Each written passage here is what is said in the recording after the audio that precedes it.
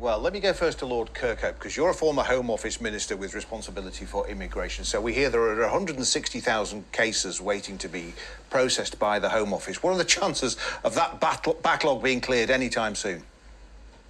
I think it's very difficult. It always has been the case that we would have a backlog, but certainly I remember in my time as a minister, we put a lot of priority into dealing with these cases as quickly as possible. I have to say, what I think most people do not understand is the difference between our immigration rules and people who come to this country under those rules and people who come and claim asylum here or are claiming or trying to claim asylum here. There is a difference. There's a legal difference because obviously under the United Nations rules, to become an accepted refugee, you have to meet very strict criteria.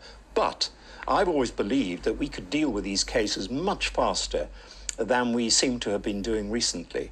And indeed, I've also been arguing that we should have access through our embassies and consulates around the world for people to make their claims there and for them to be dealt with there, so that we do not have what we've got at the moment, large numbers of people in the country who are actually waiting to see whether or not they meet those criteria. But ultimately, it's a failure of the Home Office and it's a failure of government, isn't it? I think in broad terms it is a failure of all governments, because although the position here is, we've had a lot of pressures as well, I have to say, but although the position at the moment is unacceptable, if I look back over the figures in the last 20 years or more, it has always been a lot of pressure in terms of numbers. It's just that at the moment we seem to have got a situation where we don't appear able to use enough resources to get this sorted out.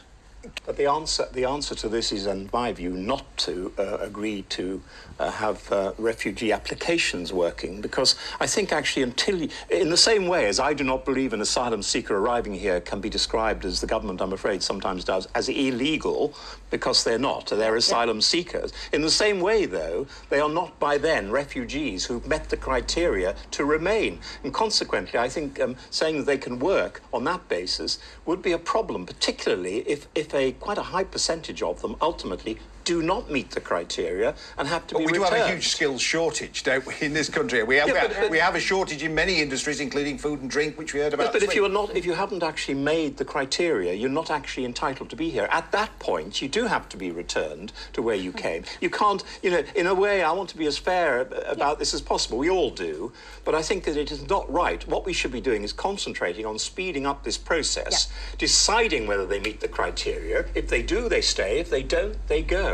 And that has to be, I'm afraid, the decision an immigration minister has to be responsible for, but it's got to be done in a way which does not, I think, increase the sensitivities and increase the emotion and rhetoric, which is not appropriate in this matter. I think that's absolutely fair comment.